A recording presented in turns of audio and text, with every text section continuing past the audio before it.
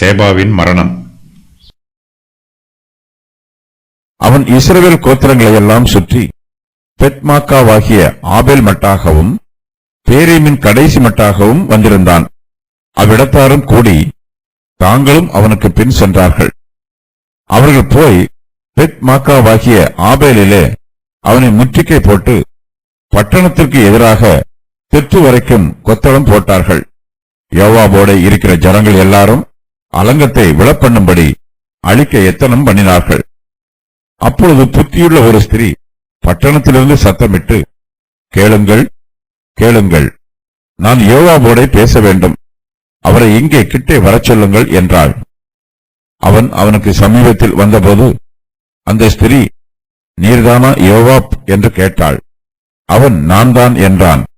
அப்பொழுது அவள் அவனை பார்த்து, உமது அடியாளின் வார்த்தைகளை கேளும் என்றாள். அவன் கேட்கிறேன் என்றான். அப்பொழுது அவள், பூர்வ காலத்து ஜனங்கள் ஆபேலிலே விசாரித்தால் வழக்கு தீரும் என்பார்கள். இஸ்ரவேலிலே நான் சமாதானமும் உண்மையும் உள்ளவளாயிருக்கையில் நீர் இஸ்ரவேலிலே தாய்ப்பட்டணமாய் இருக்கிறதை நிர்மூலமாக்க பார்க்கிறீரோ? நீர் கர்த்தருடைய சுதந்திரத்தை விழுங்க வேண்டியது என்ன என்றாள். யோவா பிரதியுத்தரமாக, விழுங்க வேண்டும், அழிக்க வேண்டும் என்கிற ஆசை எனக்கு வெகு தூரமாய் இருப்பதாக. காரியம் அப்படியல்ல. பிக்ரியின் குமாரனாகிய சேபா என்னும் பேருள்ள எப்ராயிம் பர்வதத்தானாயிருக்கிற ஒரு மனுஷன் ராஜாவாகிய தாவீதுக்கு விரோதமாக தன் கையை ஓங்கினான். அவனை மாத்திரம் ஒப்புக்கொடுங்கள், அப்பொழுது பட்டணத்தை விட்டு போவேன் என்றான். அப்பொழுது அந்த ஸ்திரீ யோவாவை பார்த்து, இதோ அவன் தலை மதிலின் மேலிருந்து உம்மிடத்திலே போடப்படும் என்று சொல்லி அவள் ஜனங்களிடத்தில் போய் புத்தியாய் பேசினதினால் அவர்கள் பிக்ரியின் குமாரனாகிய சேபாவின் தலையை வெட்டி யோவாபிடத்திலே போட்டார்கள். அப்பொழுது அவன் எக்காலம் ஊதினான். அவரவர் பட்டணத்தை விட்டு கலைந்து தங்கள் கூடாரங்களுக்கு புறப்பட்டு போனார்கள். யோவாவும் ராஜாவிடத்திற்கு போகும்படி எருசலேமுக்கு திரும்பினான். சேபா இஸ்ரவேல் கோத்திரங்களையெல்லாம் சுற்றி வருகிறான். அவர்கள் தனக்கு ஆதரவு கொடுப்பார்கள் என்று எதிர்பார்க்கிறான். ஆனால் அவர்கள் சேபாவின் கலகத்திற்கு ஆதரவு கொடுக்க முன்வரவில்லை. அதன் பின்பு சேபா பெத் மாக்காவாகிய ஆபேல் மட்டாகவும் பேரீமின் கடைசி மட்டாகவும் வருகிறான். இஸ்ரவேல் கோத்திரங்கள் ஆரம்பத்தில் சேபாவுக்கு ஆதரவு கொடுக்காவிட்டாலும் அதன் பின்பு அவர்கள் தங்கள் மனதை மாற்றி அவனுக்கு ஆதரவு கொடுக்க முன் வருகிறார்கள். அவர்கள் சேபாவுக்கு பின் செல்கிறார்கள். யோவாபும் அவனுடைய மனுஷரும் இஸ்ரவேல் கோத்திரங்களையெல்லாம் சுற்றி வருகிறார்கள். பெத் மாக்காவாகிய ஆபேல் மட்டாகவும் பேரீமின் கடைசி மட்டாகவும் வருகிறார்கள். மற்ற கோத்திரத்தாரும் யோவாபோடு சேர்ந்து கொண்டு ஆபேலில் இருந்த சேபாவை முற்றுகையிடப் போகிறார்கள். ஆபேல் என்பது பெத்மாக்கா மாகாணத்தில் உள்ள ஒரு பட்டணம். இது பாலஸ்தீனத்தின் வடக்கு பகுதியில் உள்ள தானின் மேற்கு புறத்தில் உள்ளது. இதன் மறுபெயர்கள் ஆபேல் பெத்மாக்கா, ஆபேல் மாயிம் என்பதாகும். பெத்மாக்காவாகிய ஆபேல் வடக்கு தேசத்தில் உள்ள மிகப்பெரிய பட்டணம். சேபா பேரிம் என்னும் பட்டணம் வரையிலும் வருகிறான். இது பென்யமின் கோத்திரத்தில் உள்ளது. சேபாவை பின்பற்றுகிறவர்களில் அநேகர் பேரீமின் பட்டணத்தார். யோவாபும் அவனுடைய சேனையும் சேபாவை பின்தொடர்ந்து வருகிறார்கள். சேபா பெத் மாக்காவாகிய ஆபேலிலே இருக்கிறான். அப்போது யோவாபும் அவனுடைய சேனையும் பெத் மாக்காவாகிய ஆபேலிலே அவனை முற்றுகை போட்டு பட்டணத்திற்கு எதிராக தெற்கு வரைக்கும் கொத்தளம் போடுகிறார்கள். யோவாபோட இருக்கிற ஜனங்கள் எல்லோரும் அலங்கத்தை விழப்பண்ணும்படி அழிக்க எத்தனம் பண்ணுகிறார்கள். இதற்குரிய எந்திரங்கள் அவர்களிடம் இருக்கிறது. சேபாவை பிடிக்க முடியவில்லை என்றால் பெத் மாக்காவாகிய ஆபேல் பட்டணத்தை மொத்தமாக அழித்து போட வேண்டும் என்பது யோவாபின் திட்டம். ஆபேலின் அலங்கத்தை இடிப்பதற்கும் யோவாபின் மனுஷர் ஆயத்தம் அணுகிறார்கள். இதை பார்த்து ஆபேல் பட்டணத்திற்கு உள்ளே இருக்கிற மனுஷர் எல்லோரும் கலங்கி போயிருக்கிறார்கள். ஆபேல் பட்டணத்திலே புத்தியுள்ள ஒரு ஸ்திரீ இருக்கிறாள். யோவாபின் ஜனங்கள் ஆபேல் பட்டணத்தையும் பட்டணத்தில் உள்ள ஜனங்களையும் அழித்து விடாதவாறு அவள் பாதுகாக்க முயற்சி பண்ணுகிறாள். அந்த ஸ்திரீ யோவாபோடு சமாதானம் பேச முன் வருகிறாள். புத்தியுள்ள அந்த ஸ்திரீ ஆபேல் பட்டணத்திலிருந்து சத்தமிட்டு, கேளுங்கள் கேளுங்கள், நான் யோவாபோடே பேச வேண்டும், அவரை இங்கே கிட்ட வரச் சொல்லுங்கள் என்று சொல்லுகிறாள். யோவாப் அவளுக்கு சமீபத்தில் வருகிறான். அப்போது அந்த ஸ்திரீ யோவாபிடம், நீர்தானா யோவாப் என்று கேட்கிறாள். அவன் நான் தான் என்று சொல்லுகிறான். அப்பொழுது அந்த ஸ்திரீ யோவாபை பார்த்து, உமது அடியாளின் வார்த்தைகளை கேளும் என்று சொல்லுகிறாள். யோவாப் கேட்கிறேன் என்று அவளுக்கு பிரதியுத்தரம் சொல்லுகிறான். ஆபேல் பட்டணத்தில் புத்தியுள்ள ஒரு ஸ்திரீ இருக்கிறாள். சேபா என்னும் ஒரு மனுஷனுக்காக ஆபேல் பட்டணம் அழிக்கப்படுவதை அவள் விரும்பவில்லை. சேபாவை யோவாவிடம் பிடித்துக் கொடுப்பதாக வாக்கு பண்ணுகிறாள்.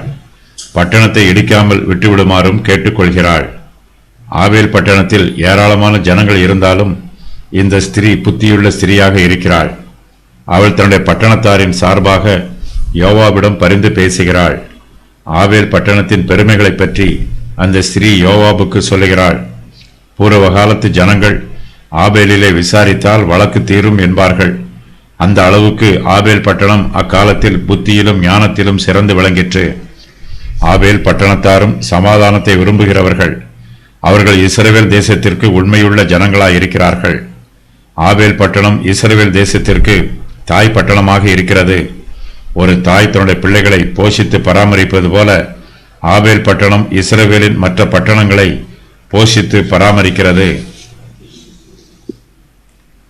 ஆபேல் பட்டணத்தில் உள்ள புத்தியுள்ள ஸ்திரீ ஆபேல் பட்டணத்தின் பூர்வகாலத்து மேன்மைகளை பற்றி யோவாபுக்கு விரிவாக எடுத்துச் சொல்லுகிறாள். அந்த ஸ்திரீ யோவாபை நோக்கி, பூர்வகாலத்து ஜனங்கள் ஆபேலிலே விசாரித்தால் வழக்கு தீரும் என்பார்கள். இஸ்ரவேலிலே நான் சமாதானமும் உண்மையும் உள்ளவளாய் இருக்கையில் நீர் இஸ்ரவேலிலே தாய் பட்டணமாய் இருக்கிறதை நிர்மூலமாக்க பார்க்கிறீரோ? நீர் கர்த்தருடைய சுதந்திரத்தை விழுங்க வேண்டியது என்ன என்று கேட்கிறாள். ஆபேலிலே விசாரித்தால் வழக்கு தீரும் என்பது எபிரேயரின் வழக்கு சொல். ஆபேல் பட்டணத்தார் நியாயமாக வழக்குகளை விசாரிக்கிறவர்கள். மற்ற இடங்களில் தீர்த்து வைக்க முடியாத வழக்குகளை கூட ஆபேலின் மனுஷர் தீர்த்து வைப்பார்கள். இவளும் புத்தியுள்ள ஸ்திரீயாக இருக்கிறாள். புத்தியுள்ள ஸ்திரீ யோவாபிடம் ஆபேல் பட்டணத்தின் பெருமையை பற்றி பேசிவிட்டு, நீர் ஆபேல் பட்டணத்தை நிர்மூலமாக்க பார்க்கிறீரே என்று அவன் மீது குற்றம் சொல்லுகிறாள். மேலும் நீர் கர்த்தருடைய சுதந்திரத்தை விழுங்க வேண்டியது என்ன என்றும் அந்த ஸ்திரீ யோவாபிடம் கேட்கிறாள். ஆபேல் பட்டணத்து மனுஷர் யோவாபிடம் சமாதானத்தை எதிர்பார்க்கிறார்கள். யோவாபின் மனுஷர் ஆபேல் பட்டணத்து அலங்கத்தை அழித்து போடுவதற்கு முன்பாக அவர்கள் தங்களோடு சமாதானம் பண்ண வேண்டும் என்று அவர்கள் விரும்புகிறார்கள். இதுவே இஸ்ரவேலின் யுத்த பிரமாணம். நீ ஒரு பட்டணத்தின் மேல் யுத்தம் பண்ண நெருங்கும் போது அந்த பட்டணத்தாருக்கு சமாதானம் கூற கடவாய். ஆபேல் பட்டணத்து புத்தியுள்ள ஸ்திரீக்கு இஸ்ரவேலரின் யுத்த பிரமாணம் நன்றாய் தெரிந்திருக்கிறது.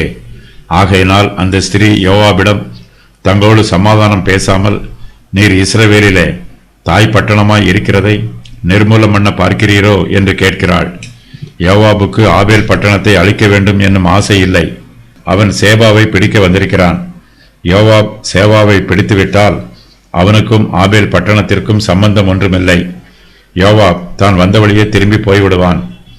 யோவாப் தன் மீது குற்றம் சொல்லுகிற ஆபேல் பட்டணத்து ஸ்திரீக்கு பிரதியுத்தரமாக, விழுங்க வேண்டும், அழிக்க வேண்டும் என்கிற ஆசை எனக்கு வெகு தூரமாய் இருப்பதாக என்று சொல்லுகிறான்.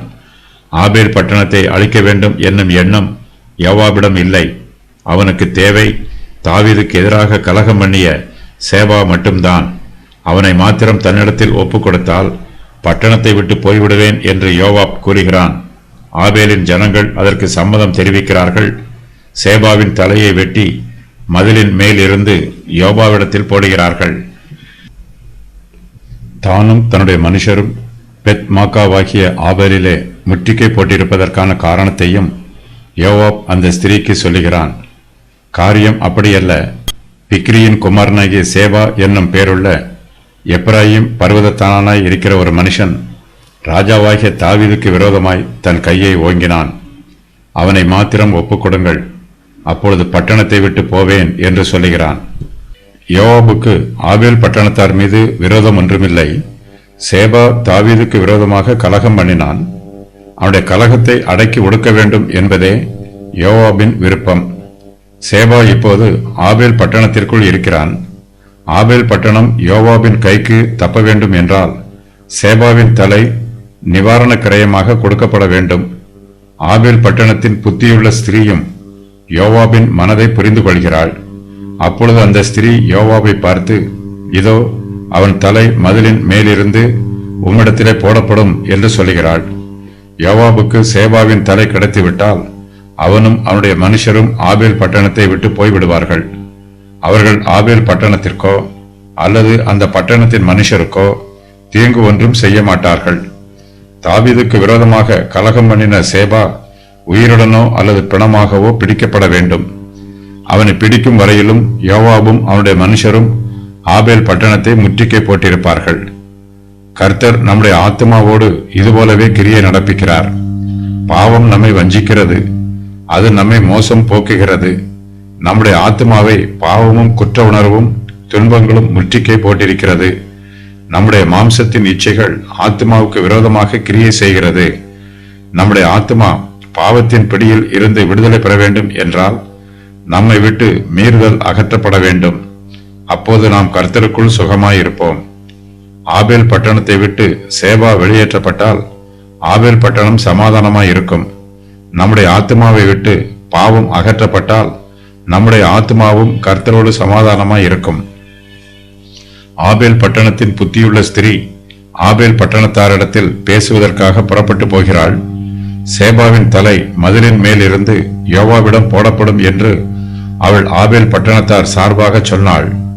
தான் சொன்ன வார்த்தைகளை செயல்படுத்தி காண்பிப்பதற்காக இப்போது அந்த ஸ்திரீ ஆபேல் பட்டணத்தாரோடு பேசப் போகிறாள். அவள் பட்டணத்து ஜனங்களிடத்தில் புத்தியாய் பேசுகிறாள். அவர்களும் அந்த ஸ்திரீயின் ஆலோசனையை ஏற்றுக்கொள்கிறார்கள். அவர்கள் பிக்ரியின் குமாரனாகிய சேபாவின் தலையை வெட்டி யோவாபிடத்தில் போடுகிறார்கள். அப்பொழுது யோவாப் எக்காலம் ஊதுகிறான். இது சமாதானத்தின் எக்காலம், யுத்தம் முடிந்துவிட்டது என்பதற்கு அடையாளமாக யோவாப் எக்காலம் ஊதுகிறான். யோவாபின் மனுஷர் அவரவர் பட்டணத்தை விட்டு கலைந்து தங்கள் கூடாரங்களுக்கு புறப்பட்டு போகிறார்கள். யோவாபும் ராஜாவிடத்திற்கு போகும்படி எருசலேமுக்கு திரும்புகிறான். யோவாபின் மனுஷர் சேபாவை தேடி போன போது தாங்கள் தங்குவதற்கு கூடார பொருட்களையும் தங்களோடு எடுத்துச் சென்றிருக்க வேண்டும். அப்படிப்பட்ட கூடாரங்களுக்கு அவர்கள் திரும்பி போகிறார்கள். யோவாப் ஆபேல் பட்டணத்தின் மீது யுத்தம் பண்ணவில்லை, அவன் சமாதானத்தோடு திரும்பி போகிறான். யுத்தம் பண்ணி ஜெயம் உண்டாவது போல இங்கு சமாதானம் பண்ணி ஜெயம் உண்டாயிருக்கிறது. ஜெயத்திற்கு அடையாளமாக யோவாபின் கையில் சேபாவின் தலை இருக்கிறது. யோவாப் ஆபேல் பட்டணத்தை முற்றுகை போட்டது. ஒரு ஸ்திரீ மாத்திரமே யோவாபோடு புத்தியாய் பேசுவதற்கு முன் வந்தாள். ஆபேல் பட்டணத்தில் உள்ள மற்ற மனுஷர் யாரும் யோவாபிடம் பேச முன்வரவில்லை. ஒரு ஸ்திரீ தன்னுடைய புத்தியினால் ஆபேல் பட்டணத்தையும் அந்த பட்டணத்தின் மனுஷரையும் அழிவில் இருந்து பாதுகாக்கிறாள்.